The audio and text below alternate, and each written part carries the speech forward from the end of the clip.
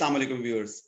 आज हम अपनी नई एपिसोड जो कि मेरे लिए बड़ी इंपॉर्टेंट और बड़ा एक खुशी कि अभी हमने आप लोग तो यहाँ पे अभी रिकॉर्डिंग आप यहाँ से देख रहे हैं, लेकिन उससे पहले अभी हमने एक बड़ी इनफॉर्मल सी एक डिस्कशन की, क्योंकि इसमें ये जो आप लोगों को स्क्रीन पे लोग नजर आ रहे हैं, अभी हम ये अपना इंट्रोडक्शन भी कराएंगे या मैं भी कराऊंगा।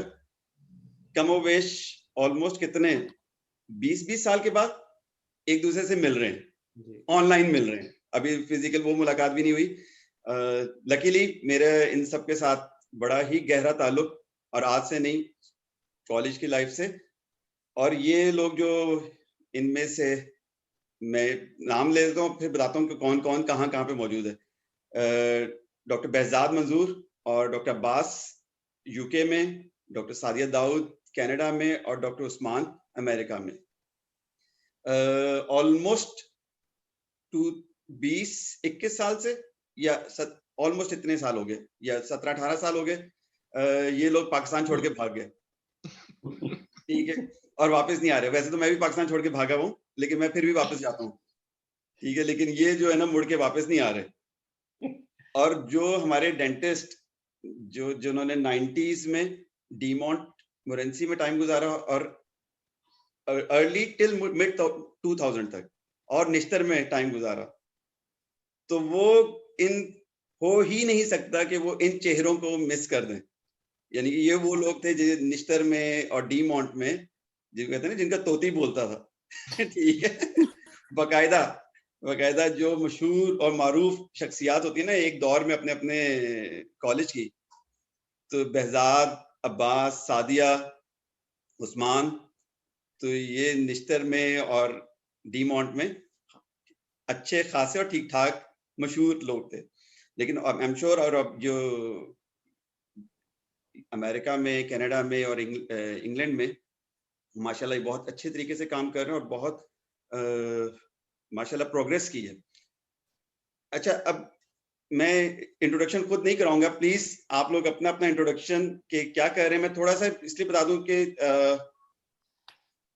हम में से चार, मैं, उस्मान, सादिया और अब्बास, हम एक टाइम में क्लास फेलोज भी रहे। फिर हमारे जैसे नालायक, मैं और उस्मान, हम निश्तर में रह गए, और जो लाइक लोग थे वो डीमोंट आ गए। और हम ये इन्होंने 99 में ग्रेजुएट किया, और बेहजाद ने किया तो ग्रेजुएशन 2000 में, लेकिन बेहजाद के साथ भी ऑलमोस्ट ताल्लुक 95-96 से ही है, from the very first year, जब ये बेहजाद फर्स्ट ईयर में था उस वक्त से लेके, और बहुत ही अच्छी हम सबकी दोस्ती और उस तरह चल रहा है। इन्होंने अपने एग्जाम्स क्लियर किए रिस्पेक्टिव कंट्रीज में, वहां पे अपनी अपनी प्रैक्टिस ओपन की है माशाल्लाह। एक अच्छी प्रैक्टिस कर रहे हैं वहां पे, अपने आप को एजुकेशनली इन्होंने इम्प्रूव किया। तो अब प्लीज उस्मान, आप अपना इंट्रोडक्शन, अब मैं आप कह रहा हूँ, वैसे तो तुम ही कहना चाहिए, क्योंकि हम इसको बिल्कुल नॉर्मली रखते हैं, इसलिए मैं कोई आप शाप नहीं कहूंगा, सिर्फ सादिया को मैं आप कहता हूँ, बाकी तो तुम ही पे चलेंगे सारे। बेहजाद सुन लिया, आप भी मुझे आप कहना है। yes, no problem at all. मैं तो वैसे ही सबसे छोटा हूँ, गलती माफ। जी उस्मान, हाँ जी, अपने बारे में बताओ। Assalamu alaikum to the viewers, और thank you so much Samal for giving us the opportunity। सबको देख के काफी देर बाद बड़ा अच्छा लगा, और वो पुरानी सारी जो यादें हैं वो रिफ्रेश जो है हो गई हैं।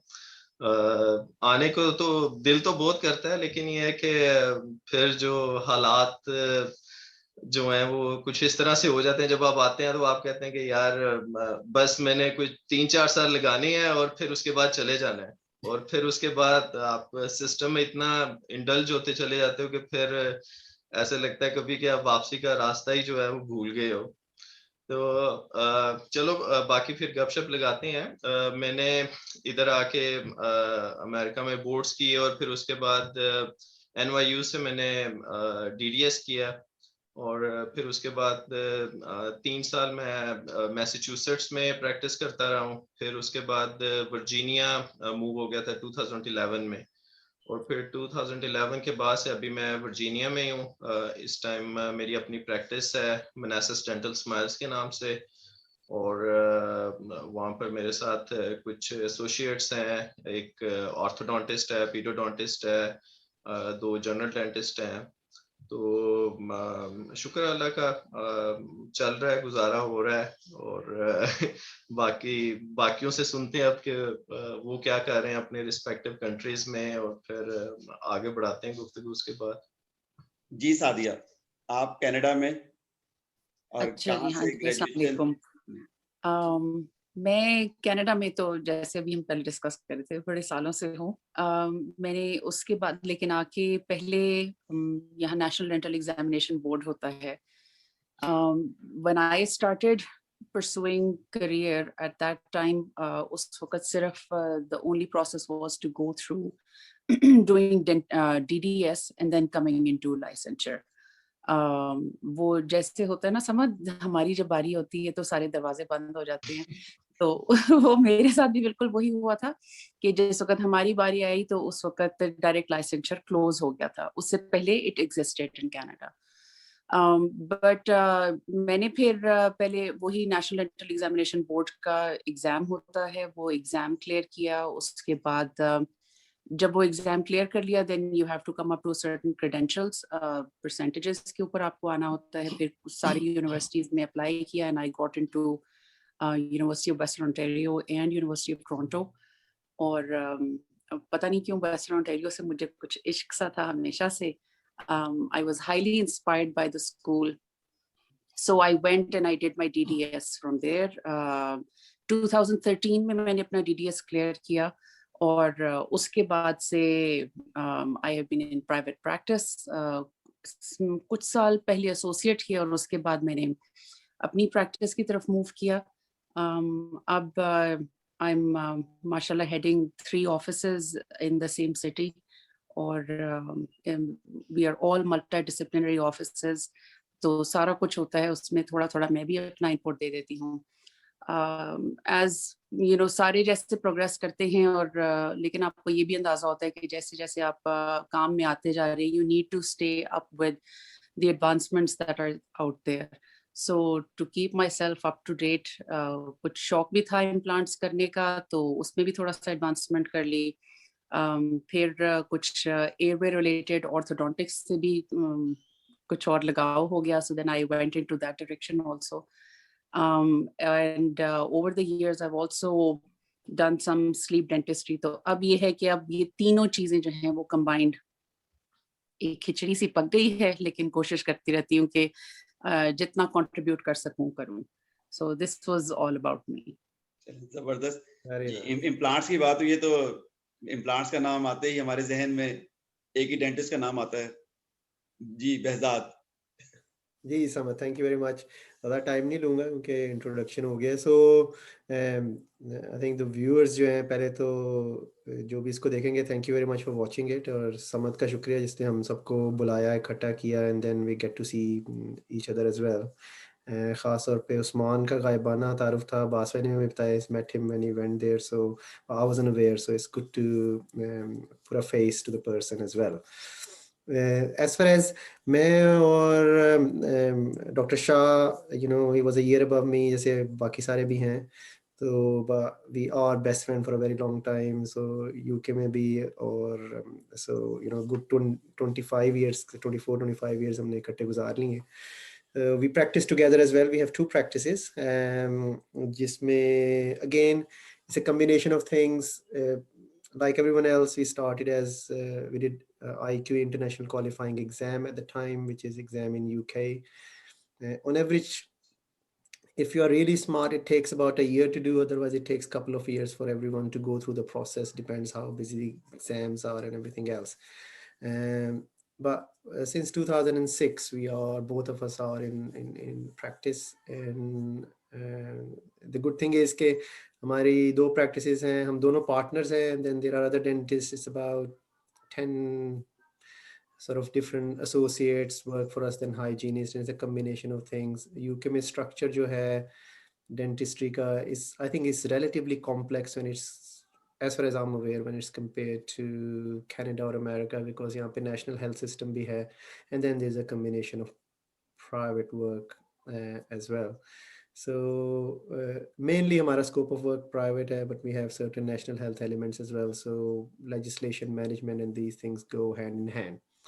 जहाँ तक personal का है, interest की बात है, तो I have a master in implant. I did it from Guy's, so उसके बाद से it's been like good 10 years or so.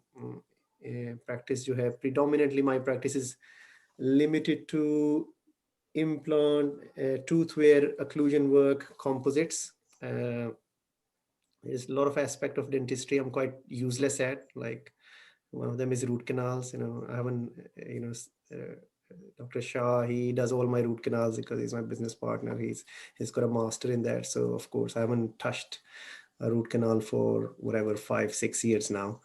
But all I'm trying to say is that when we talk about either being a specialist or have a specialist interest is one thing, but there will be a lot of listeners who will be listening to as a general dentist, as a career progression, might be at the early stage of their career as well. So मेरी advice सबके लिए यही होगी कि demand में we used to have that problem, Nishtar में भी as well, whosoever my age group at least, कि we were very selective when we come out of dent. अभी हमने BDS किया था, हाउस जॉब भी कंप्लीट नहीं हुई, so we have a thing यार, जिसने ओरल सर्जरी, मैंने ओरल सर्जरी करनी है, वो हाउस जॉब में बाकी चीज में इंटरेस्ट नहीं लेगा.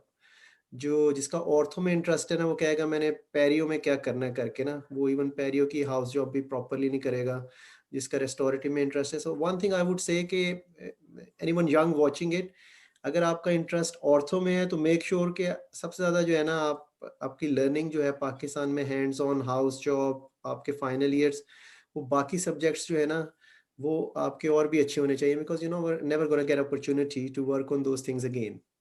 और it's all come down to, जैसे सादिया ने कहा कि the reason we all want to learn more is that the major aspect of dentistry is patient expectation these days, yeah, and it's all about treatment planning. So अगर आप करें या ना करें, आपकी practice multidisciplinary है, but if you can't plan a case, you can't foresee the outcome, then आप वो patient को उस चीज को नहीं बता सकते हैं, right? और आप patient की जो journey है ना, for the treatment, that is quite important. So उस aspect से one thing I would say कि overall जो approach है dentistry में as a general dentist, आपकी एक reasonable command every subject area में hands on, clinical और generally होनी चाहिए if you want to progress further.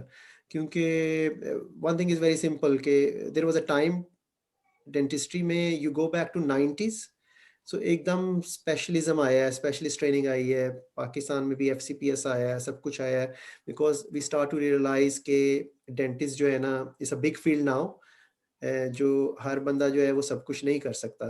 But then with the advent of technology it's converging again. There are lots of thing now general dentist start to do again. So अब general dentist को आप जो है ना एक limit set हो गई है, लेकिन आप ऑर्थो करते हुए भी देखेंगे, रीजनेबल एंडो भी करेंगे. सो पेशेंट के लिए जो है ना इट इज़ वेरी इंपॉर्टेंट कि उनकी रेपो अपने डेंटिस्ट से है, और रेफरल तभी होना चाहिए जब एब्सोल्यूट नेसेसरी हो. सो आप in house care, in house skill जो प्रोवाइड कर रहे हैं, उसमें आपकी जो जनरल डेंटिस्ट्री की सॉलिड बैकग्राउंड है, that would never go waste. That would be my message for any dentist who is looking to go abroad work. Please get hands-on and try to be well-rounded, and overall you should have a decent grasp of the dentistry as a whole, because it's all about thought process, it's all about treatment planning, right? Thank you. So off to ये अभी thank you मत को, अभी हमने और बातें भी करनी है. yeah no, that's fine. Behzad ने जो LMDC में थोड़ा सा पढ़ाया ना, तो इसके अंदर का टीचर जाग गया. Oh no, well that's पूरा लेक्चर दे देता सानू. Well, I don't know what you were expecting, but they have नहीं मैं मजाक कर रहा हूं. अच्छा जी, अब्बास और उस्मान का तो ये मुझे पता है, ये दोनों जो थे ना, इनका ख्याल था ये पाकिस्तान के सिस्टम के लिए ना मिसफिट है. ठीक है, तो इसलिए इन्होंने तो उसी वक्त सोच लिया था कि हम निकलो यहाँ से. जी अब्बास जी, अस्सलाम वालेकुम समद, बहुत शुक्रिया आपका फर्स्ट ऑफ ऑल. यार समद, मुझे अभी भी वो दिन याद है कि तुम और उस्मान मेरे पास 2001 में रावलपिंडी में और प्रैक्टिस में मुझे मिलने आए, और उस्मान का वीजा लग चुका था और उस्मान अमेरिका जा रहा था, और it was a thing, like हमारी क्लास में 2-3 लोग और अमेरिका जा रहे थे, अच्छा, उस वक्त मैंने बैठे हुए सोचा यार 2 महीने हो गए जनरल प्रैक्टिस पाकिस्तान में करते हुए, और ये सिस्टम जो है ना निहायत फजूल सिस्टम है, ये मुझे समझ नहीं आ रही मैं किधर फंस चुका हूँ। असल में वो सिस्टम शायद इतना फजूल नहीं था, मैं फजूल था क्योंकि मुझे ग्रेजुएट होने के बाद अंदाजा ही नहीं था कि general practice is so different from the practice what we were doing in the hospital, क्योंकि it's a business end of the day. Dentistry completely जब आप अपने हॉस्पिटल से बाहर निकलते हैं वो एक बिजनेस के तौर पर ट्रीट होती है, स्पेशली पाकिस्तान में। तो उस वक्त यू आर राइट, एक छोटा सा वाक्य मैं कहूँगा और वो मेरे ख्याल में एक बेस होगी मेरी सारी इंट्रोडक्शन का, कि एक पेशेंट मेरे पास आया और उसने कहा जी मैं इंग्लैंड से आया हूँ और इंग्लैंड में मेरा ट्रीटमेंट होता है लेकिन मेरी एक फिलिंग टूट गई है, ये आप रिप्लेस कर दें। मैंने कहा जी नो प्रॉब्लम, रिप्लेस कर देते हैं। तो मैं उसके मुंह में देख रहा था तो एक गोल्ड फिलिंग हुई हुई थी। अब हमने पाकिस्तान में कभी गोल्ड फिलिंग देखी नहीं थी, तो मैंने उससे पूछ लिया कि ये आपने कहाँ से करवाई है। उन्होंने कहा जी मैंने यूके से करवाई है। तो मैंने कहा अच्छा, एक एज अ जनरल डेंटिस्ट आपके ज़हन में फौरन सवाल आता है कि जी आपका कितना एक्सपेंस हुआ था वहाँ पे। तो उन्होंने साहब ने मुझे कहा नहीं जी मेरा तो कोई एक्सपेंस नहीं हुआ था क्योंकि नेशनल हेल्थ सर्विसेज पे ये फ्री होती है। तो मुझे बड़ी हैरत हुई, मैंने कहा अच्छा। तो मुझे हमेशा वहाँ पे काम करते हुए एक फीलिंग आती थी कि यार आप जब ट्रीटमेंट कर रहे हो तो शायद मैं अगर कहीं ऐसी जगह पे काम करूँ जहाँ पे मतलब एक सिस्टम हो जिसमें लर्निंग भी हो आफ्टर ग्रेजुएशन और ये पैसे वाला मसला इतना ना हो, तो शायद that would be the best system for me. तो आई थिंक वो एक टर्निंग पॉइंट था कि मुझे किसी ने कहा कि यूके आप जा सकते हैं और वहाँ पे ये प्रोग्रेशन है। तो मैंने यही सोचा कि मैंने कहा यार ये ज्यादा बेहतर बोल के यहाँ पे फ्री भी काम हो जाता है पेशेंट तो यहाँ पे मेरे जैसा बंदा फिट होगा कि पैसे नहीं मांगने पड़ेंगे पेशेंट से, और यहाँ पे मैं जाके काम करूंगा। और वो बस लकीली वीजा लग गया, इधर आ गए और उसके बाद ऐसे फंसे के वापस नहीं जा पाए तो वही है कि आया तो मैं फर्स्ट मैंने आके एमएससी की ओरोपैथोलॉजी में, और मेरा ज़हन था कि अब मैंने वापस चले जाना है, एमएससी फिनिश हो गई है। उसके बाद वो बस दोस्त मिल के बेजाद इधर था, अली खुर्रम इधर था, तो डॉक्टर नान इधर थे। तो वो एक ऐसी सिचुएशन थी, मुझे ये लग रहा था कि यार मैं अभी तक हॉस्टल में हूँ, वही लाइफ है, वही मेरे सारे दोस्त हैं इधर, तो वापस जाके क्या करना है ये सब इधर ही है। तो वो लाइसेंस एग्जाम पास हो गया, तो उसके बाद वैसे ही एक हो गया कि अब क्या करना है। और उसके बाद ये एमएससी एंडोडोंटिक्स और रेस्टोरेटिव में काम शुरू कर दिया मैंने। ग्लासगो डेंटल हॉस्पिटल काम किया पहले, उसके बाद मैं ग्लासगो में I was pretty much settled as associate और एवरीथिंग वाज गोइंग वेल। लेकिन मुझे यही था कि क्योंकि बेजाद से दोस्ती बहुत ज़्यादा थी कि यार हमने प्रैक्टिस मिलके खोलनी है, अकेले नहीं खोलनी, क्योंकि अकेले प्रैक्टिस बड़ा बोरिंग काम है तो I moved back to London in 2010 और 2012 में हमने पहली प्रैक्टिस जो थी वो बाय की, और फिर 2015 में सेकंड प्रैक्टिस। लेकिन इस सारे टाइम में एक चीज जिससे मैं समझता हूँ कि जो मोस्ट इम्पोर्टेंट हुई वो था the journey to become educational supervisor for young dentist. In 2010 में जब मैंने यहाँ पे हाउस जॉब की जगह एक सिस्टम है जिसे कहते हैं फाउंडेशन ट्रेनिंग, कि जब भी कोई लोकल ग्रेजुएट फारिग होता है तो वो 1 साल उसने अंडर सुपरविजन काम करना होता है।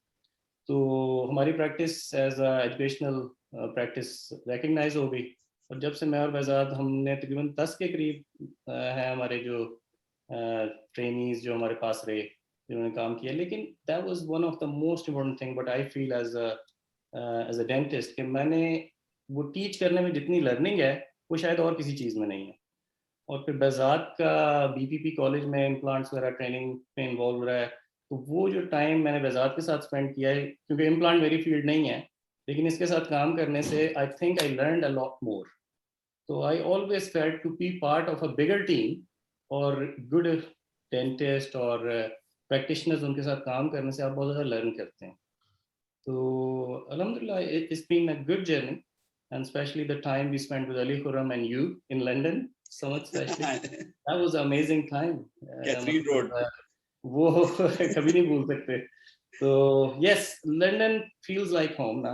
मतलब ये 2010 में गया था यार लास्ट टाइम पाकिस्तान, तो अब वो बहुत मिस करता हूँ। मैंने उस दिन भी तुम्हें कहा था कि यार वाकई जाने को बहुत दिल करता है, लेकिन वो एक ऐसा सिस्टम में फंस चुके हैं कि वो उस सर्कल में से निकलना मुश्किल हो गया है। लेकिन आई थिंक दिस ऑनलाइन ये सब कुछ हमने लर्न किया कि ये टाइम बहुत अच्छा है कि अगर इसमें अगर हम इंटरेक्ट कर सकें, क्योंकि आई स्टिल वांट के यार जो सारी स्ट्रगल और जो सब कुछ किया है, there is a lot of things we can help people, right.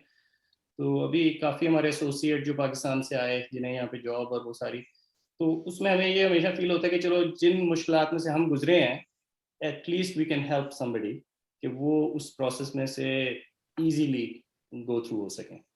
तो ये thank you you know to arrange something like this.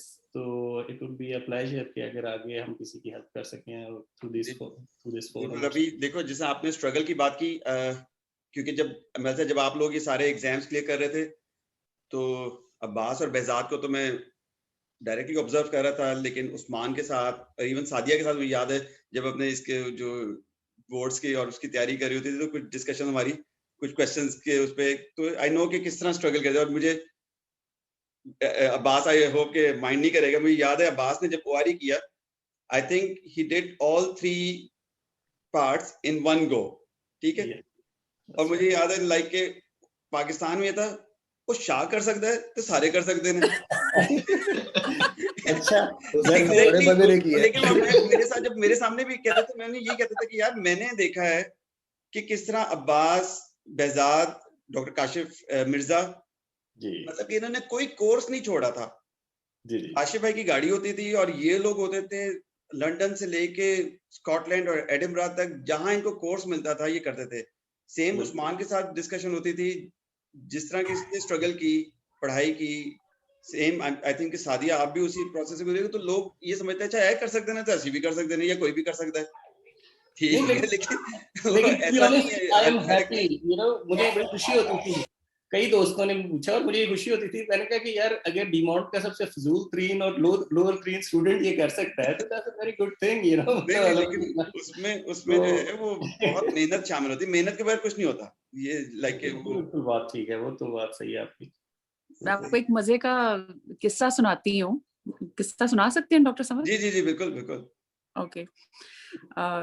एक तो जिस वक्त मैं मतलब क्योंकि हम स्ट्रगल्स की बात कर रहे हैं, तो जिस वक्त मैं प्रिपरेशन वगैरह कर रही थी in all of that, so I used to live in extremely remote area of Canada. मतलब वो जिसको कहते हैं ना, आप उस गांव में कभी पाकिस्तान में भी नहीं गए होते जिसमें मैं रह रही थी उस वक्त।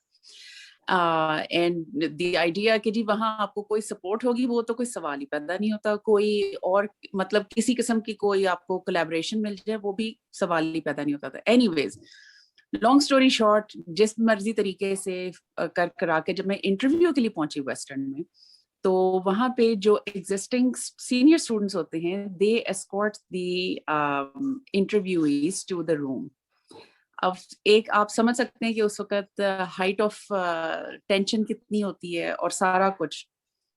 अब मैं वहां जा रही हूँ, वो मुझे लेके जा रहे हैं और मुझे पूछ रहे हैं आप टोरंटो में रहती हैं? मैंने कहा नहीं जी मैं टोरंटो में नहीं रहती। अच्छा टोरंटो में भी रहती हैं? आप हैं कहाँ की? इंडिया की है? मैंने कहा नहीं जी मैं पाकिस्तान की है। पाकिस्तान का तो आज तक कभी यहाँ कोई दाखिल ही नहीं हुआ। उन्होंने फिर उन्होंने मुझे कहा कि आपने फलाना कोर्स किया है? मैंने कहा नहीं जी मैंने फलाना कोर्स भी नहीं किया हुआ। अगला सवाल उनका था आप क्या कर रही हैं? मतलब वो जो उन्होंने मेरी जितनी कोई उम्मीदें थी ना अपने आप से, और एंड दरवाजे में उस इंटरव्यू रूम के दरवाजे में एंटर होने से पहले ना उन्होंने मेरी तमाम तर उम्मीदों के ऊपर वाह पानी रोड़ दिया और उन्होंने कहा चलिए जी now you are on your own.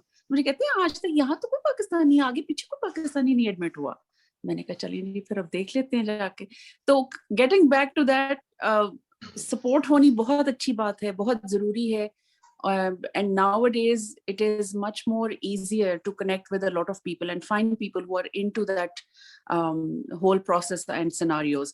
लेकिन at the same time वही वाली बात है कि अब्बास की बात बिल्कुल ठीक है. It is fulfilling now and rewarding to help people who should not be seeing what we have seen in our times, I would say. जिन स्ट्रगल से हम गुजरे हैं उसका फायदा सिर्फ अगर हमारी जात तक को रहेगा तो आई डोंट थिंक सो के you know that would be justified for even for our profession and for all the time that we have spent in this for through these struggles and in this profession. तो यहाँ बात बढ़ाते हैं आगे अपने अपने मजीद story. आज का जो बेसिकली जो ये हमने जो एक सेशन जो कर रहे हैं, अच्छा इसका जो मोटिव था वो ये था जिसे हम अपने पाकिस्तान की और इंडिया की मूवीज में देखते हैं ना कि रोमांस स्टार्ट हुआ और उसमें वो शुरू में हीरो हीरोइन जो है मिल नहीं पा रहे और उनके घर वालों के और दुनिया के मसले मसाइल हैं, और लेकिन जब फिल्म खत्म होती है तो वो हीरो जो है वो हीरोइन का हाथ पकड़ के, जो क्योंकि सादिया को शाहरुख खान बहुत पसंद है, तो वो उसको पकड़ के ट्रेन में बिठा लेता है और ट्रेन चली जाती है। लेकिन अब हमें ये नहीं पता कि वो ट्रेन के बाद क्या हुआ है। ठीक है, तो यानी मतलब कि हमें जो फिल्में दिखाई जाती हैं वो बस ये होता है कि अभी बस शादी हो गई है। हाँ नहीं, वो ये उसका भी जो मैं तुम्हें आज का बता देता सेशन है हूँ, ना, ये उसके बारे में शादी के बाद क्या होता है। मैं बताता हूँ तुम्हें। मेरे और अब्बास भाई के साथ तो ये हुआ है कि ट्रेन में बैठे हैं तो पता लगा है हमारे पास टिकट ही नहीं है। और ये बड़ी दफा हुआ है। सही, तो इसलिए जैसे अभी मैं पहले भी बात कर रहा था जो इस सेशन के स्टार्ट होने से पहले, कि जो हमने पाकिस्तान में मुख्तलिफ लोग कोर्सेज करा रहे हैं और उस पे काफी ज्यादा इस तरह की डिस्कशन होती है कि नेशनल बोर्ड्स कैसे क्लियर करने हैं, ओआरई कैसे क्लियर करना है, लाइसेंस कैसे करना है। लेकिन मैंने, कम से कम मेरी नॉलेज में नहीं है, मैंने कोई देखा हो, शायद हुए हों, लेकिन बहुत ही कम है कि जब आपने एग्जाम तो क्लियर कर लिया, उसके बाद क्या करना है, प्रैक्टिस कैसे स्टार्ट करनी है, कहीं पे एसोसिएटशिप जो लेनी है वो कैसे लेनी है, और उसके लिए जो बाकी वो जो स्ट्रगल है या जो डिफरेंट फैक्टर्स हैं उनको कैसे फुलफिल करना है। तो ये एक मेन पर्पस था इस चीज को डिस्कस करने के, इस सेशन को चलाने का। वो जो शादी तो हो गई, अब आगे शादी को निभाना कैसे है और इसको आगे चलाना कैसे है, तो वो अब आप तीनों जो चारों जो हो डिफरेंट 3 कंट्रीज को रिप्रेजेंट कर रहे हो, और जहाँ पे ज्यादा हम लोग एज पाकिस्तानी या हमारे जो कुलीग्स या दोस्त या जो हमारे इंडिया से या बांग्लादेश से आते हैं, तो आई think it's same for all of us, कि वो जब इन कंट्रीज में जाते हैं तो एग्जाम के लिए तो वहीं से अपने कंट्री से वो प्रिपेयर करके होके जा रहे होते हैं, जाके एग्जाम क्लियर भी हो जाते हैं काफियों के, और उसके बाद क्या होना है। ठीक है, तो ये एक मेन रीजन थी इस सेशन को स्टार्ट करने की। तो उस पे उस्मान, आप कुछ बताओ कि अमेरिका में क्या प्रोसीजर है। आपने डीडीएस कर लिया, ठीक है, देन व्हाट? सो जब आप डीडीएस कर लेते हो तो उसके बाद फिर जो फर्स्ट स्टेप है कि आपने फिर लाइसेंसिंग एग्जाम्स जो हैं वो आपने क्लियर करने हैं। डीडीएस के बाद कर तो लिया आपने डीडीएस, आपने जो भी था आपने लोन लिए, student loan just like which are very expensive, कि अगर आपको पूरे डीडीएस के एक्सपेंस, लिविंग और जो है ट्यूशन फीस वगैरह जब आप करें तो इट्स अ बिग अमाउंट। लेकिन ये है कि वो जब आप डीडीएस कर ले, वो हम फिर डिस्कस करते हैं, मेरे वो आप उसको दोबारा लेके आओगे कि क्या उसमें ऑप्शंस हैं आपके पास। तो उसमें यह है कि आपने लाइसेंसिंग एग्जाम क्लियर किए, फिर उसके बाद नाउ यू हैव ऑप्शन कि अच्छा आपने एज एसोसिएट ज्वाइन करना है किसी प्रैक्टिस को, कि यहाँ आपने अपनी प्रैक्टिस जो है वो स्टार्ट करनी है। तो अगर आपने एज एसोसिएट ज्वाइन करना है किसी प्रैक्टिस को, तो उसमें फिर यही चीजें हैं कि आपने कोई प्राइवेट प्रैक्टिस ज्वाइन करनी है कि आपने किसी कॉर्पोरेट जो ऑफिस है उसको ज्वाइन करना है। तो उसमें फिर वही आ जाती है कि अगर आपने कोई बड़ी एथिकल और प्रोफेशनल डेंटिस्ट्री करनी है तो उसके लिए आपके लिए बेस्ट यही है कि आप कोई प्राइवेट ऑफिस जो है वो आप ज्वाइन करें। जो कॉर्पोरेट ऑफिसेज का मॉडल होता है वो ऐसे ही है कि समझे कि जैसे कोई फैक्ट्री जो है वो लगी हुई है, कि वहां पर कोई जो है वो स्टैंडर्ड जो है वो नहीं है, their main objective is production. ठीक है, जस्ट लाइक प्योर बिजनेस। ठीक है, अब्बास ने अभी बताया कि dentistry is a kind of business. जब आप ग्रेजुएट होके आ जाते हो या जब अपनी प्रैक्टिस रन करते हो, लेकिन बिजनेस तो वो है, लेकिन उसमें हमें एट द सेम टाइम ये भी देखना है कि patient care should be the priority, और फिर business is the second tier में वो आ जाता है।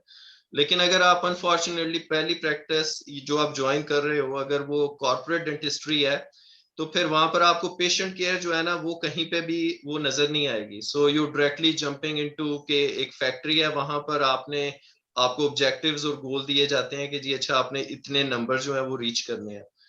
तो अनफॉर्चुनेटली वो एक लर्निंग एक्सपीरियंस होता है। तो मैंने भी जब फर्स्ट ग्रेजुएट किया एनवाईयू से, तो जो पहली डिफरेंट जगह पे अप्लाई किया तो जो सबसे अट्रैक्टिव पैकेज आया वो एक कॉर्पोरेट ऑफिस था उसकी तरफ से आया। तो और जब आप फ्रेश ग्रेजुएट्स होते हो तो आपको लगता है कि अच्छा यार जो सबसे अच्छा पैकेज आएगा, तो दैट वाज इन मैसाचुसेट्स, तो मैंने वो साइन कर लिया। तो जब वहां पर that was a 1 year contract था मेरा उनके साथ। तो जब मैंने उधर 2 या 3 वीक काम किया तो देन आई रियलाइज कि यार इसमें तो ना कोई एथिक्स है इनकी प्रैक्टिस में, ना मोरालिटी है, कोई क्वालिटी नहीं है, एंड दे जस्ट वांट कि अच्छा सर्टेन नंबर्स जो है वो रीच किए जाएं। तो मैंने 3 वीक के बाद ही जो है ना वो रिजाइन कर दिया उस प्रैक्टिस से। उसमें भी मतलब कि जब आप एक दफा साइन कर लेते हो कॉन्ट्रैक्ट 1 साल का, तो फिर उसमें काफी लीगल इम्प्लीकेशंस होती हैं अगर आप उसको छोड़ना चाहो स्टेज पे। लेकिन you know I had to decide at that time कि बिफोर के कोई आपसे कोई ऐसा काम हो जाए जो आप नहीं करना चाहते, और वो आपको यू नो फ्रेश ग्रेजुएट्स होते हैं वो आपको इन्फोर्स करते हैं कि अच्छा अच्छा आपको ये जो है ना वो चीजें फॉलो करनी है। सो उसके बाद मैं कोई 2-3 महीने जो है ना वो बड़ा वो शौक से वो हीरो बन के उस सेम डे रिजाइन करके तो मैं आ गया। उसके बाद फिर आपको पता चलना शुरू होता है कि वो किस भाव बिकती है कि जब आपका स्टूडेंट लोन जो है उसकी वो किस्त है, फिर आप जब मूव करते हो तो आप कहते हो अच्छा यार अब ग्रेजुएट तो कर लिया, तो आप डीडीएस कर लिया, तो अब जो टॉप ऑफ द लाइन जो गाड़ी है वो भी आपने ले ली है, आपने घर भी जबरदस्त ले लिया है। तो जब वो महीना फिर जब एंड पे आता है फिर पता चलता है अच्छा यार जॉब को तो मैं छोड़ आया हूँ, तो अब क्या होना है। तो उसमें फिर ये था, ऑप्शन ये थी कि किसी और कॉर्पोरेट को ज्वाइन कर लूं, या ये थी कि अच्छा थोड़ा सा वेट करें कि कोई अच्छी प्राइवेट प्रैक्टिस। तो मैं कोई 3 महीने बेरोजगार रहा उस टाइम पे कि प्राइवेट प्रैक्टिस ही जो है वो ज्वाइन करनी है। तो फिर 3 महीने बाद एक और प्राइवेट प्रैक्टिस तो मैंने ज्वाइन कर ली, और शुक्र है कि वहां पर जब आप प्राइवेट प्रैक्टिस में जाते हो तो यू हैव सम लिबर्टी कि आपने अपने एथिक्स के हिसाब से, आपने अपनी जो ट्रीटमेंट प्लानिंग है उसके हिसाब से आपने काम करना है। जो आपको सही लगता है वो आप करोगे, जो आपको नहीं सही लगता वो आप नहीं करोगे। Like you are not gonna do over treatment, ठीक है, क्योंकि इन द एंड आपने अपनी एक पूरी आपकी लाइफ स्ट्रगल है, आपने लाइसेंस लिया है और फिर you are responsible for your licence. वो हमारे इधर दोस्त हैं वो कैलिफोर्निया में प्रैक्टिस करते हैं, वो कहते हैं यार कि इधर आके जो आधी उम्र है वो आपको लाइसेंस लेने में गुजर जाती है और बाकी की आधी उम्र उसको बचाने में गुजर जाती है। उसमें यह है कि प्राइवेट प्रैक्टिस में जरा आपको फिर इजी हो जाता है कि प्रोटोकॉल्स को, चीजों को फॉलो करना। तो मेरी जो नए ग्रेजुएट्स हैं उनको यही होगी एक सजेशन के बेशक थोड़ा सा वेट कर लें, 1-2 महीने जरा तंगी में गुजार लें, लेकिन कोशिश करें कि हमेशा जब वो ज्वाइन करें तो किसी प्राइवेट प्रैक्टिस को ज्वाइन करें। वहां पर उनको मेंटरशिप भी मिलती है और फिर उनको पता चलता है कि क्या चीजें उन्होंने करनी है, कैसे बाद में जब अपनी प्रैक्टिस खोलनी है तो उसको कैसे रन करना है। तो कॉर्पोरेट डेंटिस्ट्री जो है ना, मुझे ऐसे लगता है कि वो जो प्राइवेट प्रैक्टिस और कॉर्पोरेट डेंटिस्ट्री है वो ऑपोजिट है दोनों एक दूसरे के, क्योंकि एक में जो पेशेंट केयर का मॉडल है वो प्रायोरिटी है और दूसरी में सिर्फ बिजनेस बिजनेस बिजनेस और नंबर्स जो है वो प्रायोरिटी है। तो और फिर दूसरी ऑप्शन उसमें वो आ जाती है कि अगर आपने अपनी प्रैक्टिस जो है वो खोलनी है, और स्पेशली जो हम जैसे लोग जो फॉरेन ट्रेन डेंटिस्ट होते हैं तो उनको इतना ज्यादा एक्सपीरियंस नहीं चाहिए होता है, आपकी एक बैकग्राउंड भी है, आप नॉलेज भी है। तो कई दफा ये आप दूसरा मॉडल ये कर सकते हैं कि आप कुछ महीने आपने काम किया कहीं पे और उसके बाद but you need to have a vision कि अच्छा मैंने 6 मंथ टू अ ईयर मैंने कहीं पे एसोसिएटशिप करनी है और उसके बाद मैंने अपनी प्रैक्टिस स्टार्ट करनी है। ठीक है, सही। तो चलो उस पे हम आते हैं। मैं इधर एक आपसे क्वेश्चन पूछना चाहता हूँ। मुझे याद है जब अपना NYU से ग्रेजुएशन की थी, अब आई डोंट नो बताओ उसमें कि एक था कि जी कि मैं इस रीजन में, मैंने ईस्टर्न रीजन में प्रैक्टिस करनी है तो उसके लिए लाइसेंस डिफरेंट है, वेस्टर्न रीजन में प्रैक्टिस करनी है तो उसके लिए लाइसेंस डिफरेंट है, और अगर पूरे यूएस का लेना है तो उसके लिए लाइसेंस डिफरेंट है। तो वो थोड़ा सा I think it would be interesting for viewers कि जो लोग इस उसमें आ रहे हैं। राइट, अब तो मेरा ख्याल है मुझे अब लेटेस्ट एग्जाम्स का नहीं पता, लेकिन दैट वाज बैक इन 2008 जब मैंने किए थे। तो उस टाइम ये था कि एक नर्व है जो नॉर्थ ईस्ट रीजनल बोर्ड है कि आप नर्व करते हो तो आप नॉर्थ ईस्ट साइड पे जो स्टेट्स हैं उनमें आप कहीं भी प्रैक्टिस कर सकते हो। फिर दूसरा वो रेब होता था वेस्टर्न रीजनल बोर्ड, तो अगर आपने वो कर लिया तो फिर आप वेस्टर्न साइड की स्टेट्स पे वो कर सकते थे। तो मैंने जब किया था तो मैंने पहले नर्व भी किया, फिर मैंने कहा अच्छा कभी मूव करना पड़ जाए तो फिर रैप भी मैंने किया, मैंने दोनों वो क्लियर कर लिए। लेकिन अब ये है कि मेरा ख्याल जो नर्व है उसको more than I think 46 states उसको रिकॉग्नाइज करती हैं। तो अगर आपने नर्व कर लिया है तो फिर यू नो ऑलमोस्ट आप किसी भी स्टेट में कर सकते हो विद फ्यू एक्सेप्शंस। कुछ एक दो स्टेट्स हैं जिन्होंने अपने, फ्लोरिडा का जो है वो अपना एग्जाम है, वो किसी और को नहीं करते। फिर अभी कोई सर्टा के नाम से एग्जाम है तो उसको काफी स्टेट्स ओवरलैप करती हैं कि जो वर्जीनिया है वो नर्व को भी कर लेता है और रैप को भी कर लेता है। तो इस तरह अब जो उन्होंने काफी स्टैंडर्डाइजेशन कर दी है कि नर्व को ही काफी स्टेट्स जो हैं वो रिकॉग्नाइज करना शुरू कर दे रही हैं। तो उससे ये है कि फिर जो नया ग्रेजुएट है उसको, क्योंकि लाइसेंसिंग एग्जाम पास करना वो आपकी डीडीएस जो है वो एक साइड पे है, और जो स्ट्रेस आपका वो लाइव पेशेंट के ऊपर जो आपने परफॉर्म करके लाइसेंस लेना है, तो वो एक बिल्कुल डिफरेंट सिनेरियो है। तो जितना अगर आपको कम टॉर्चर से गुजरना पड़े, अगर एक ही लाइसेंसिंग एग्जाम करना पड़े, तो वो ज्यादा बेटर है कि जिसको ज्यादा स्टेट्स रिकॉग्नाइज कर लें। सही जी। तो अब अब्बास और बेजाद, आप लोग अपना एक्सपीरियंस के ओआरई अच्छा, कर लिया था। वैसे उस्मान से बड़ी इंटरेस्टिंग, क्योंकि हमें इतनी इंसाइट नहीं है अमेरिका की, तो इफ यू डोंट माइंड, सो आप से क्वेश्चन एक पूछना चाहता था मैं कि जी जो कॉर्पोरेट की आप बात कर रहे थे और प्राइवेट प्रैक्टिस की, इंडिपेंडेंट की, सो कॉर्पोरेट में किस तरह का प्रेशर है, अगर उसको हम एक्सप्लेन करना चाहें कि क्या नंबर ऑफ पेशेंट ज़्यादा हैं, कि वो ओवर डेंटिस्ट्री है कि जी क्राउन ब्रिज ज़्यादा करो, आई मीन, और टारगेट बेस्ड है, ऑल्सो क्या जो एसोसिएट के तौर पे आप काम करते हैं तो आपका परसेंटेज शेयर कम होता है, तो then you have to hit the target, what sort of pressures are there?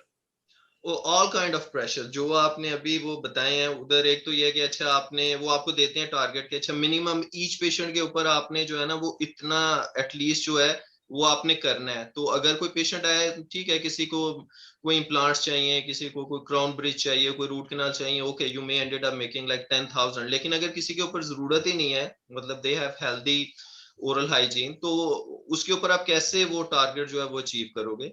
अगर किसी की कोई आप एमओडी फिलिंग जो है वो आप कर रहे हो और उसमें आप जो टू स्ट्रक्चर है वो कंजर्व कर सकते हो, तो आपको क्राउन की जरूरत नहीं है। सो दे जस्ट वांट के जो आपका ट्रीटमेंट प्लान है वो भी इन्फ्लुएंस बाय कॉर्पोरेट हो। कहीं पे अगर कोई डीप फिलिंग है तो मुझे याद है जब मैंने वो फर्स्ट वो ज्वाइन की थी तो मैंने कुछ जो है वो पल्प कैप्स कर दी और उसके बाद वो पेशेंट वापस नहीं आया। सो दे वर लाइक वेरी सरप्राइज कि तुमने वो कर दी, अगर तुमने वो पल्प कैप्स नहीं की होती तो वो रूट कैनाल्स और फिर क्राउन और इतना जो रेवेन्यू है जो है ना वो हमने वो लॉस कर दिया। सो दैट और फिर जब इसीलिए वो फ्रेश ग्रेजुएट को हायर करते हैं कि उनको ये लगता है कि जो फ्रेश ग्रेजुएट है वो उस बोट में होता है कि जिसके ऊपर ऑब्लिगेशंस हैं, स्टूडेंट लोन की है, घर ले लिया, गाड़ी ले ली, और फिर वो उसको डिक्टेट कर सकते हैं। जो उनका कॉर्पोरेट मॉडल है उसमें जो ऑफिस मैनेजर है जो कि एक मे बी सिंपल ग्रेजुएट हो, तो वो उसको वो देते हैं कि ये आपने टारगेट्स अचीव करवाने हैं अपने डेंटिस्ट से। सो टेक्निकली तो आप अपने लाइसेंस पे काम कर रहे हैं, आपने उनके जो ट्रीटमेंट प्लान है उसको नहीं फॉलो करना, जो आपको ठीक लगता है आपने वो करना है।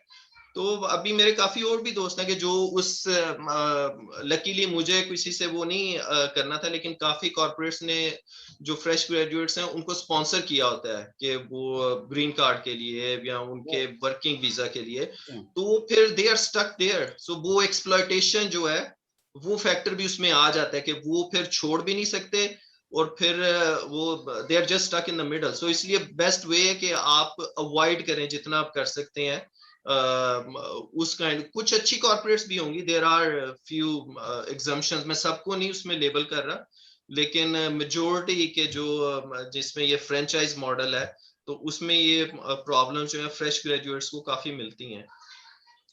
अब्बास, बेजाद, जो यूडीए का प्रेशर है यूके में मुझे तो उस्मान की बात सुन के कुछ वो चीजें याद आ रही थी कि यूडीए का आप सही प्रेशर। कह रहे हो, लेकिन टेक्निकली जो यूके का सिस्टम है इसमें अगर आप इसे डिवाइड करो तो इसमें ऑफ कोर्स एक तो एनएचएस साइड ऑफ डेंटिस्ट्री है जो कि जनरल प्रैक्टिस में है, लेकिन eight the same time parallel आपकी हॉस्पिटल ट्रेनिंग पोस्ट भी हैं। तो और तीसरा जो है प्राइवेट डेंटिस्ट्री है जो मतलब कंप्लीटली एनएचएस जिन चीज़ों को कवर नहीं करती, लाइक डेंटल इम्प्लांट्स, ऑर्थोडोंटिक्स, 18+ लोग जो हैं। तो अब इसमें यंग ग्रेजुएट जब आता है तो उसके पास दो ऑप्शंस हैं यहाँ पे। एनएचएस सिस्टम मेरे ख्याल में इस फ्रेमवर्क जो कि रेगुलेटेड बाय सर्टेन पैरामीटर्स ना, तो उसमें यूडीए टारगेट जिस तरह आप कह रहे हो बिल्कुल सही बात है, लेकिन एट द सेम टाइम वो उसके पीछे एक लॉजिक भी है। जिस तरह आप फॉर इंस्टेंस यूडीए टारगेट में एक चीज है कि आप 1 फिलिंग करोगे उतने ही पैसे हैं, 10 फिलिंग करोगे तो उतने ही पैसे हैं। I think that system somehow corporate की सिस्टम की निस्बत आपको डिस्करेज करता है ओवर ट्रीटमेंट से।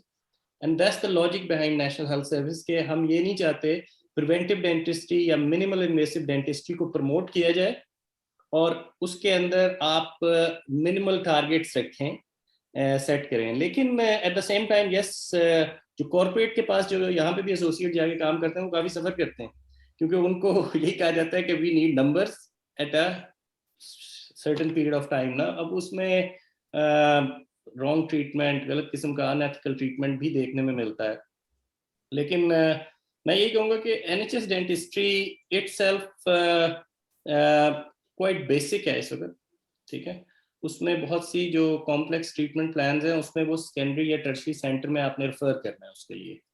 जिस तरह अभी यहाँ पे एक टियर 2 डेंटिस्ट का कॉन्सेप्ट है कि जो भी डेंटिस्ट जिन्होंने बेशक स्पेशलाइजेशन नहीं की but they have post graduation, they recognised as tier 2 dentist or dentist with specialist interest. That could be in endodontics, ortho, or anything. And system will recognize it more and more with time.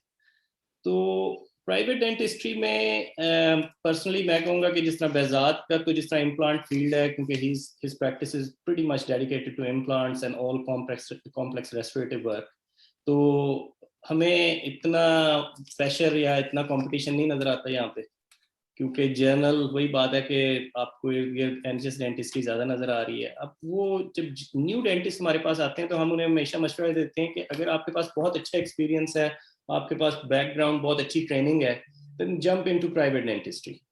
और उसके compare to that अगर कोई young graduate आया जिसने बिल्कुल काम नहीं किया हुआ, जैसे मुझे अपनी एग्जाम्पल पता है कि मैंने पाकिस्तान में सिर्फ 2-3 महीने काम किया था, उसके बाद इधर आगे 2-3 साल में एग्जाम वगैरह किए, मेरे पास कोई जनरल डेंटिस्ट्री का एक्सपीरियंस नहीं था। तो मैं पर्सनली मैंने जनरल प्रैक्टिस में जाने के बजाय उस वक्त प्रेफर किया था कि मैं हॉस्पिटल ट्रेनिंग पोस्ट में चला जाऊँ। लेस देन हाफ सैलरी होती है ईयरली, लेकिन that's the best option to go for. और इसी तरह दूसरी सिचुएशन ये है कि अगर आपके पास जनरल प्रैक्टिस में आपने ज़्यादा काम करना है और अभी आपने हाथ साफ करना है, तो एनएचएस डेंटिस्ट्री इज ब्रिलियंट, क्योंकि उसमें आप एथिकली काम करें, पैसे ज़्यादा ना बनाएं, लेकिन काम सीखें, क्योंकि वो फ्रेमवर्क इस चीज़ के लिए बना है कि अगर काम ज़्यादा कॉम्प्लेक्स है तो आपके पास ऑप्शन है रेफरल की टू द हॉस्पिटल्स और जो भी स्पेशलिस्ट सेंटर लोकली एनएचएस ने एलोकेट किए हुए हैं। तो मेरे ख्याल में Behzad can explain a little bit more on this, लेकिन मेरे ख्याल में जहाँ तक ताल्लुक है सिस्टम का, कॉर्पोरेट्स यहाँ पे भी उतनी बुरी हैं जितनी अमेरिका में है। वही टारगेट्स और वो यूडीए के सिस्टम को वो बहुत ज़्यादा मैनिपुलेट करते हैं।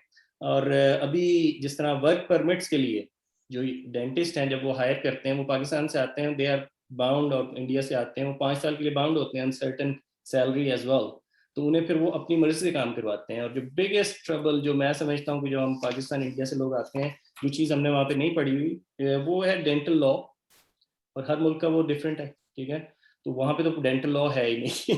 तो वो और second thing is of course dental ethics, you know कि आप क्राउन ब्रिज काट रहे हैं तो अब एनएचएस का उसके ऊपर क्या टेक है, जिस तरह रेजन रिटेन ब्रिज है या फिक्स ब्रिज है, ठीक है, तो उसमें जस्टिफिकेशन, उसकी एक्सप्लेनेशन, क्योंकि आपने नोट्स लिखने हैं, हर चीज़ एक्सप्लेन करनी है। जो भी कोई फ्रेश ग्रेजुएट जैसे उस्मान कह रहे थे या कोई ओवरसीज ग्रेजुएट आया हुआ है एग्जाम पास करके, उसे ये अंदाज़ा ही नहीं है कि ये चीज़ें जो हैं इनकी लिमिटेशन क्या है, कि how you are gonna implement minimal invasive dentistry into your practice. तो वो चीज़ें काफ़ी कॉम्प्लेक्स हैं, और अगर आप एक ऐसी प्रैक्टिस में चले गए हैं जो कॉर्पोरेट्स या इंसेंटिव बेस्ड या बिजनेस मॉडल है, ट्रू बिजनेस मॉडल, तो उसमें they could be stuck. And वही बात है कि रजिस्ट्रेशन तो आपकी स्टेक पे है, वो उनको तो कुछ फर्क नहीं पड़ेगा। Bazad, what do you think? हाँ नहीं, इसमें you know one thing I would say कि जो भी पाकिस्तान में बैठा हुआ है, if they are our target audience, तो एक चीज़ बड़ी क्लियर होनी चाहिए, जो कि पहले ये बात मैंने शुरू में कही थी।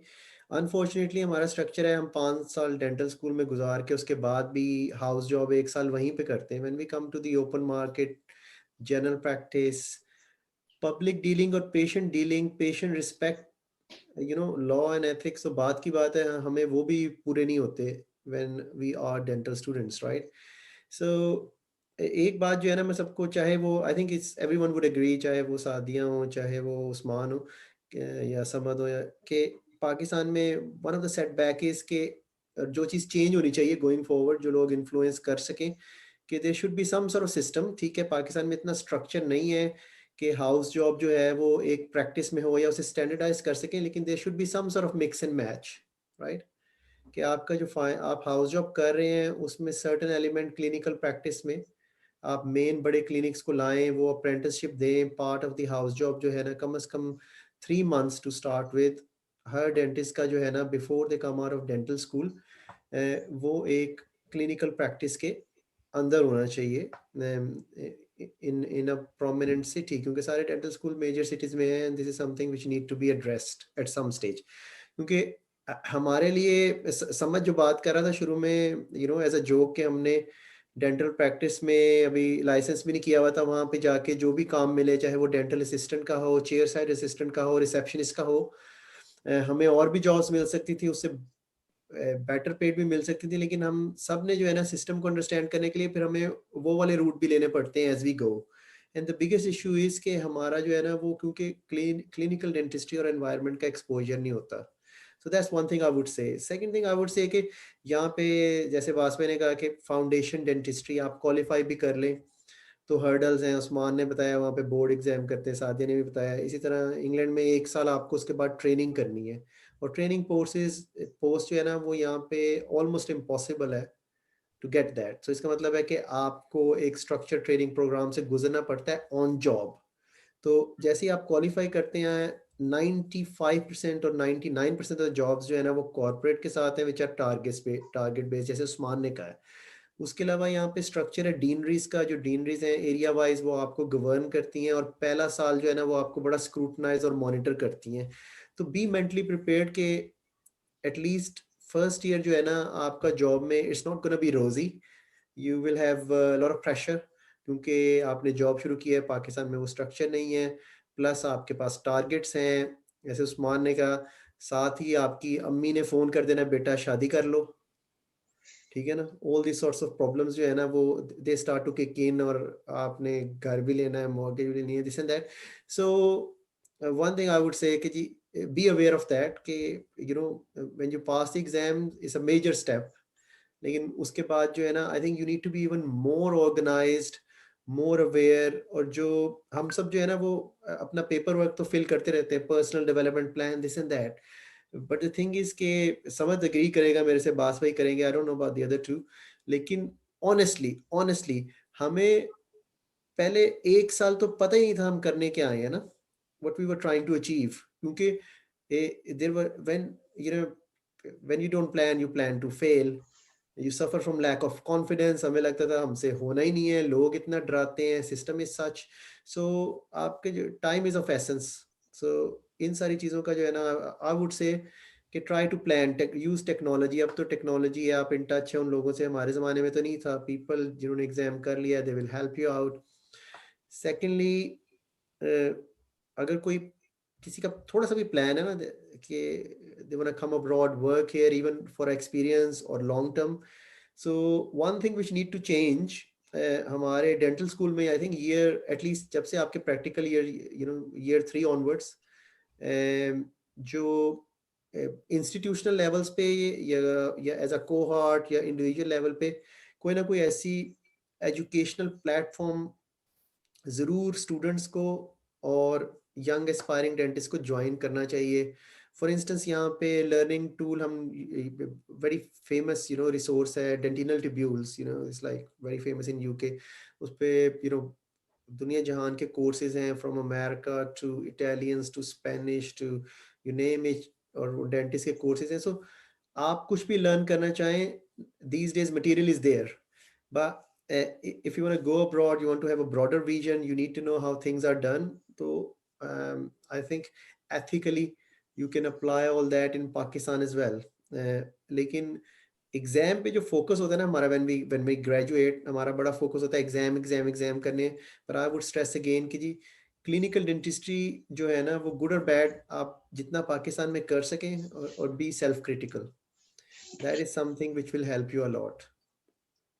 जी अच्छा सादिया, ये जो भी बेजाद बात कर रहे थे, अब हमें तो पाकिस्तान में किसी ने प्रैक्टिस मैनेजमेंट सिखाई ही नहीं, ठीक है, पढ़ाई नहीं जाती। मैं से यहाँ पे सऊदीया में तो पढ़ाई जाती है, आई एम श्योर अमेरिका में, इंग्लैंड में, कनाडा में, वहाँ पे भी पढ़ाई जाती होगी, अंडर ग्रेड लेवल पे डेफिनेटली पढ़ाई जाती होगी, क्योंकि ये उसी को फॉलो करते हैं।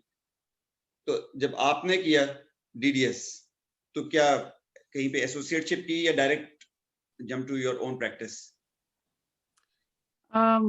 Getting back at your question, कि practice management is a course as part of the DDS. उसके अलावा communications and patient behavior is also a part of the curriculum.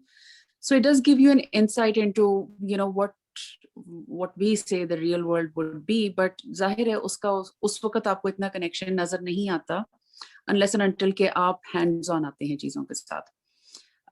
But it does help you. आपको थोड़ा सा और insight भी मिलता है. जाहिर है जो instructors होते हैं वो उस course को जिस वक्त when they're teaching it, they give their own experiences. They would give you examples. So once you're out in private practice, then you can correlate and things do come back to you. मैंने जी DDS करने के बाद नहीं, जैसे अभी उस्मान भी कहा कि हमारे ऊपर stresses होते हैं, financial stresses उस वक्त.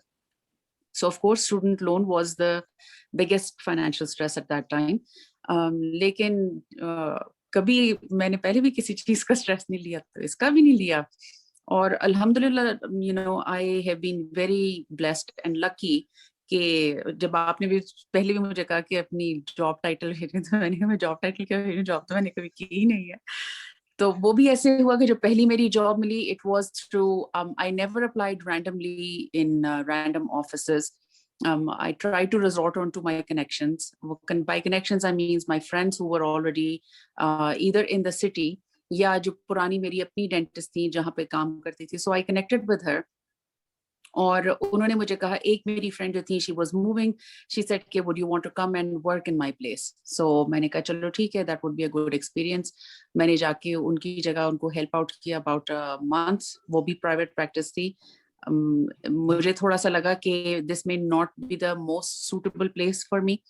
और उतने ही टाइम के अंदर फिर then I started looking for other places and I connected back with my previous dentist, मेरी जो अपनी dentist थी, और उन्होंने मुझे कहा कि हाँ मेरी friend is looking for an associate. So I think internal connections or people that you may know, or even if you may want to walk into some place with your resume with you, works big time. आपको एक तो demographics का भी पता लगता है कि okay ठीक है जी, आप किस neighborhood में कहाँ जाके काम करना चाहते हैं, or at least this is how it works here. Secondly, आपको थोड़ा practice के बारे में भी पता लग जाता है. तो जो second practice में जहाँ मैंने associateship किया, I continued practicing there for quite a few years. मैं सजेस्ट नहीं करूंगी थ्रू माय एक्सपीरियंस कि बंदा आते साथ ही एक प्रैक्टिस खरीदने में या बिल्ड करने में राइट अवे जंप इन कर ले. बहुत से लकूनाज ऐसे होते हैं जो आप या तो आप किसी दूसरे के एक्सपीरियंस से सीख लें, और या अगर आप दूसरे के एक्सपीरियंस से नहीं सीखना चाहते, then you pay a big cost for that to learn those. तो मेरा यही सजेशन रहेगी. सॉरी मेरा कैमरा मूव कर गया है, so I have to reposition it, bear with me. मेरी सजेशन यही रहेगी कि कुछ अरसा एसोसिएटशिप करें, learn the norms of the practice, learn the ethics of the practice. How would you want to communicate with patients? Patient needs क्या हैं? फिर ये सारी चीजें आपको आहिस्ता आहिस्ता समझाती हैं कि ओके ये तो हो गया क्लिनिकल पार्ट. पैरेलल चल रहा होता है बिजनेस पार्ट. बेसिकली जिस वक्त आप एसोसिएट होते हैं तो उस वक्त आपको इतना ज्यादा लोड आप इन बातों का नहीं लेते कि ओके जी बिजनेस एस्पेक्ट कैसे चल रहा होगा. लेकिन अगर if you are leaning into that direction where you would want to go into your own private practice, either you want to build your own और if you want to buy an existing practice, whatever, तो वो जो stresses हैं आपने साथ लेने हैं उस वक्त as being the chair or the head of the organization and doing ethical dentistry at the same time. ये सारी learning से आती है, जो कि जिस वक्त हम novice होते हैं और fresh out of the school होते हैं, मेरा नहीं ख्याल मेरे में नहीं थी. So I needed that. And honestly speaking, मैं इतना बड़ा जंप लेना नहीं चाहती थी कि जी मैं खुद से जाके एक प्रैक्टिस खोल लूं और मैं वहां करना शुरू कर दूं. I was lucky enough कि मैं जिनके साथ मैंने पहली अपनी प्रैक्टिस स्टार्ट की, when she actually after my joining her, she started another practice of hers. और उन्होंने ही फिर soon when she was done with both the practices and they started up and running, then she asked me कि जी she would want to do the transfer or she would want to sell off. And उन्होंने मुझे पूछा, and I thought at that point I thought कि okay, I know these practices, I know these patients, I know these the staff, and this is all that makes up for the goodwill that you are going to carry on. So you know the waters where you would want to tread in, and that would be the best to reduce your risks and your stresses going forward. So वो मेरे लिए बहुत अच्छी चीज हो गई कि मुझे पता था कि मेरे पेशेंट्स कैसे हैं, मेरी पेशेंट क्लाइंटेल क्या है, मेरा स्टाफ मेरे साथ अच्छा है, मैं अपने स्टाफ के साथ वेल जेल्ड इन हूँ, we are all at the same wavelength. So इतना सेटबैक हमें नहीं होगा. And you know likely said कि मुझे इतना सेटबैक उन 2 प्रैक्टिसेस को एक्वायर करते हुए नहीं हुआ. जो थर्ड प्रैक्टिस मैंने एक्वायर की थी, मैं अपना एक्सपीरियंस आप लोगों से शेयर करती हूँ. वो इट जस्ट सो हैपेंड कि ये दोनों प्रोसेसेस जो थे ये साइड बाय साइड चल रहे थे. जब मेरी communication with my current doctor principal, it was going on at the same time, you know, there was another conversation that was going on with another doctor, and we didn't know where things are going to, you know, lead to. So it just so happened कि जी वो सारी चीजें finalise एक ही वक्त पे हो गई और वो सारे अंडे मेरी बास्केट में एक ही वक्त गिर गए. So the first 3 years हमारे पास other associates भी थे, but the first 3 years were quite challenging. काम की तरफ से भी, काम से आपको घबराना नहीं चाहिए. If you want to, you know, get into this thing where you want to own a practice or where you want to be, you know, your own boss, let me put it that way, then be ready to work as hard as it would take. फिर आपके पास ये नहीं है. फिर sometimes ऐसे भी होता है कि जब आप घर आए और आपकी फैमिली जो है वो एजिटेट हो जाती है कि जी you are bringing work to home, but that happens. मतलब एक पार्ट होता है क्लिनिकल डेंटिस्ट्री, वहीं छूट जाती है. जब आप दरवाजे से बाहर निकलते हैं अपने ऑफिस के, वो वहीं खत्म हो जाती है.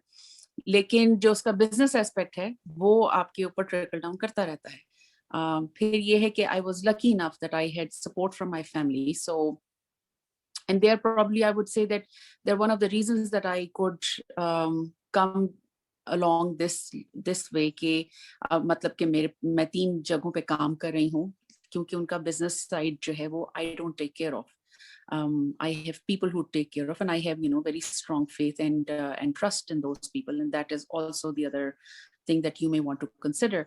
कि बजाय इसके कि आप एक ऐसी चीज शुरू कर लें, या मतलब ठीक है एस्पिरेशंस होनी चाहिए लेकिन अचीवेबल गोल्स होने चाहिए, सो जो आपके लिए ईजियर हों.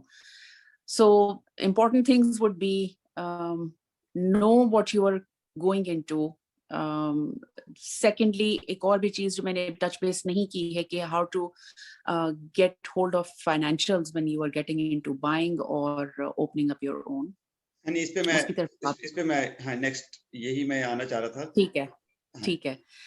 लेकिन ये है कि एटलीस्ट आपको वो पता होना चाहिए है कि what waters you are treading into, कितना वर्कलोड आप ले सकते हैं, कितने स्ट्रेसेस आप ले सकते हैं, और आपके पास टीम क्या है, क्लिनिकल टीम क्या है, और आपके पास अपनी बैकग्राउंड टीम क्या है. I love the way Behzad and Abbas are working together, or this partnership is working excellent for you guys, so kudos and hats off. लेकिन अगर इस तरह की कोई आपको you know collaboration मिल जाती है, nothing like it. लेकिन अगर इस तरह की आपको नहीं मिलती है, so be careful with the partners that you choose to get into for such big financial commitments. मेरा तो ये एक्सपीरियंस है. दूसरा ये है कि ऑफ कोर्स हमारी क्योंकि मल्टीडिसिप्लिनरी ऑफिसेज हैं, ऑर्थोडोंटिस्ट अपना काम करता है, पेरियोडोंटिस्ट अपना काम करता है, सर्जिकल टीम मोस्टली इम्प्लांट्स वाली अपना काम करती है. I don't get in their way, they don't get in my way, they have their own treatment plans. और मतलब कोई ऐसी चीज नहीं है जहां पर anybody stepping on anybody's shoes. And again, all of this you learn through, number one, I learned all of this in school here when I did my DDS. Secondly, also basic ethics जो हैं, जो भी आपको dentistry को या practice को run करने के लिए चाहिए होते हैं, वो then you got to read about all of them afterwards. जब भी आप अपने प्रोविंस का लाइसेंस जो है वो अटेन करते हैं, there's a whole lot of ethics का एग्जाम जो आपने देना होता है, jurisprudence का एग्जाम आपने देना है. So there is a curriculum that you go through, और वो कुछ इस तरह की चीजें हैं जो आपको off and on renew करते रहना चाहिए. बहुत सारी चीजें होती हैं जो नई आती रहती हैं, legislations नई आती रहती हैं, हमें उनका पता नहीं होता. ऐसा नहीं है कि हम गलत काम कर रहे होते हैं, हम काम सब ठीक कर रहे होते हैं, and all good will कर रहे होते हैं, लेकिन ये है कि you must know the rules and the laws that exist besides you. So keep yourself up to date, keep reading those things. और अगर आपका कहीं भी किसी भी जगह पे आपको ये लग रहा है कि things are getting heavier for you किसी भी तरीके से, there is no harm, there is no shame in stepping down, and there is no harm and there is no shame in accepting your fault.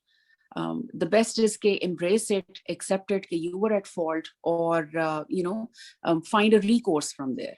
So ये कुछ थोड़ी सी important चीजें हैं, मैं input दे सकती हूँ from my experience. बाकी ये है कि अपने specialists को respect करें और know your boundaries. You don't have to be a hero in the office. We don't need to. We can go out and learn things. लेकिन ये नहीं है कि नहीं जी ये एंडो मैंने शुरू की है, मैं खत्म नहीं करूंगा तो पता नहीं क्या हो जाएगा. कुछ नहीं होगा. अगर आप समझ रहे हैं और अगर आपसे गलत प्लान हो गई है, but you have realized कि this is a challenging case, no problem. Take the patient into confidence and refer it out. So learn what your limitations are and refer it out. Coming back to Usman's, insight into corporate dentistry, Canada में अभी तक or at least in the province where I am, corporate dentistry इतना creep in नहीं की है, but it is trickling down. So best would be for any new graduate or for any new associate or foreign trained dentist coming in, there will be a little bit of a challenge for foreign trained dentists, because मैं अगर आज से 20 साल पहले चली जाऊं और मैं अपने आप को रखूं कि जी मैं एक फ्रेश ग्रेजुएट थी डीमॉन्ट की और कोई खास क्लिनिकल एक्सपीरियंस नहीं था, और उसके बाद अगर उस वक्त आके मैं डायरेक्ट लाइसेंस कर लेती और मैं स्ट्रेट इनटू क्लिनिकल प्रैक्टिस आ जाती, तो आई डोंट नो कि मैंने क्या क्या ब्लंडर्स किए होते. सो मुझे एक अच्छा चांस मिल गया कि जो DDS की डिग्री है, it does give you the time to get integrated into the system, learn what the society is, and learn what the demands of the society are as well. So वो जरूर करें.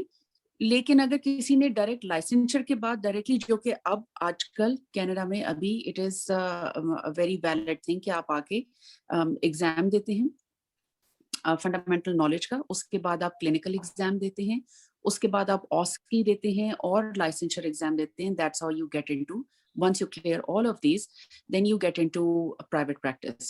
So अच्छा है, आप कर सकते हैं, आप जरूर आएं, लेकिन अपना ओपन माइंड लेकर आएं कि there is going to be a steep learning curve. Be ready to learn all those things. ये हमारी अपनी इम्प्रूवमेंट के लिए है, और कोई शर्म नहीं है किसी को पूछने में कि जी मुझे ये नहीं आता तो मुझे गाइड कर दो. और इसमें कोई बंदा अपने आप को छोटा नहीं समझता, कोई किसी के कहने से छोटा नहीं हो जाता, या आप भी किसी को पूछने से छोटे नहीं हो जाते, या किसी की इज्जत में कोई कमी नहीं आ जाती इस बात से कि ओहो मुझे ये नहीं आता, मैं इसको पूछ लूंगा ये मेरे बारे में क्या सोचेगा. For the love of God, अल्हम्दुलिल्लाह हम पाकिस्तान में नहीं है. अगर जब आप बाहर आते हैं कोई आपको जज नहीं करता. इनिशियली एवरीबडी नोज, ठीक है टू सम एक्सटेंट करते हैं जज आपको, लेकिन इनिशियली कोई आपको जज नहीं करता, स्पेशली जब आपको ये पता हो कि किसी को ये पता हो कि अच्छा आपको ये नहीं आता, और आप अपने मुंह से एक बात कह दें मुझे ये नहीं आता, guide me through. And honestly there is true guidance available, और लोग जेन्युइनली आपकी हेल्प करते हैं. So come with an open mind and be ready to embrace the change, be ready to absorb and change yourself with the changing environment. So that would be my message to everybody who's coming in. बाकी जब सुकत doctor Samad आप शुरू करेंगे financials पे, हाँ उस पे हम फिर बाद में आ अच्छा, हाँ, जाएंगे। मैं उससे पहले सिर्फ अब्बास से क्विकली, अभी जिस तरह उस्मान ने भी बात की डिफरेंट रीजन्स के डिफरेंट रूल्स हैं, सादिया की बात से भी कुछ यही लग रहा था कि जी प्रोविंस के कुछ रूल्स हैं यूके में, क्योंकि मैं ग्लासगो में प्रैक्टिस की है वहां पे हॉस्पिटल में। ओवरऑल यूके में रूल सेम है या in England it's different, Scotland is different, Cardiff is different, या सेम रूल है? हाँ, नहीं बिल्कुल आपने सही बात कही। स्कॉटलैंड में थोड़ा सिस्टम डिफरेंट है, specially rest of the UK से। इंग्लैंड, आयरलैंड और वेल्स में pretty much same UDA system है। कंपेयर टू दैट स्कॉटलैंड में जो सिस्टम है वो फी पर आइटम है, तो which is a slightly different system, and there is no cap for the dentist to practise as much as आपके क्लाइंट्स बढ़ रहे हैं, अपना उस पे कोई कैप नहीं है। जबकि इंग्लैंड में टेक्निकली आपके पास एक सर्टेन बजट एनएचएस ने एलोकेट किया हुआ है एवरी प्रैक्टिस को, आप उससे ज्यादा नहीं कर सकते, तो आपने उसके अंदर मैनेज करना है, जिसकी वजह से अक्सर प्रैक्टिशनर जो हैं वो काफ़ी अंडर प्रेशर रहते हैं कि how would they balance out. तो स्कॉटिश सिस्टम, क्योंकि मेरी ट्रेनिंग जो है वो ज़्यादा स्कॉटिश सिस्टम में हुई है, जहाँ पे आपके ऊपर ये लिमिटेशन नहीं है, आप in the best interest of patient you can plan your treatment plan.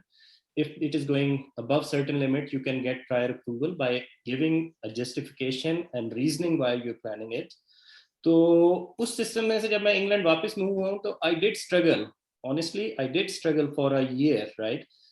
But main, अगर आप if you're sticking to your basics कि मेरा प्लान जो है वो towards patient care होना चाहिए, then it's fine. Even a UDA system is not a bad system. What I evaluated, because every year मैंने हर स्टूडेंट को जब ट्रेन कर रहा होता हूँ तो उन्हें यही समझा रहा होता हूँ कि basics, there are certain parameters what NHS has decided for us, so we need to follow them. तो VTE या VT equivalence या PLVE कहते हैं जो ओवरसीज डेंटिस्ट आजकल आ रहे हैं, तो उनके साथ भी जब भी मेरी मीटिंग होती है तो उनको हर उसमें मैं यही एक्सप्लेन करता हूँ कि हमने सिस्टम को सिर्फ वो नहीं कहना कि इसमें क्या बुराई है. What we are going to try to do is how we are going to follow that system and make it work for us and also for the system as well, for the sake of system, because NHS is end of the day is the biggest service in the region, you know. So yes, you're right, Scottish system is different. It's easy for any dentist who comes from overseas कि वो Scotland में थोड़ा easy है transition, उसके लिए learning जो है ना वो easier है क्योंकि there is no cap on the patient care aspects के हवाले से. So काफी मेरे दोस्त हैं जिन्हें मैंने बाद में भी, उन्हें नहीं मिल रही थी बीटी तो वहाँ मूव करवाया, कुछ तो हमारे क्लास फेलो भी हैं, कुछ और दोस्त भी हैं सीनियर्स से कुछ हमारे. तो लेकिन ये है कि as far as इंग्लैंड का जो सिस्टम है वो यूडीए बेस्ड ही है, वो throughout in the whole region. जी हाँ.